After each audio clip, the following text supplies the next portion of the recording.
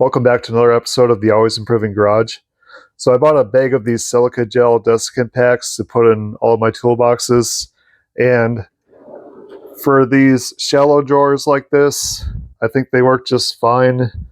But for these bigger, deep drawers, I actually kind of wanted to come up with something better because even though I'm sure it's better than nothing having these in there, I just wanted something that was a little more substantial for these large, deep drawers. So I found something online that I could 3D print. So let's check out a time lapse of the 3D printer making this part, and I'll show you how it turned out.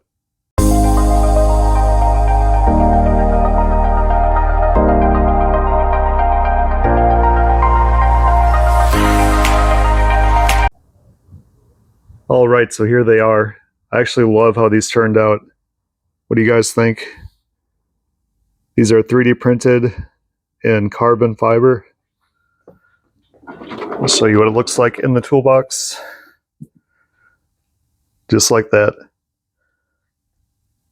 I plan on making more of these. I think it's going to work great, look great.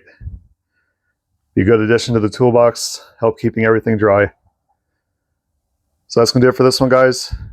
Hope you enjoyed it. As always, thanks for watching.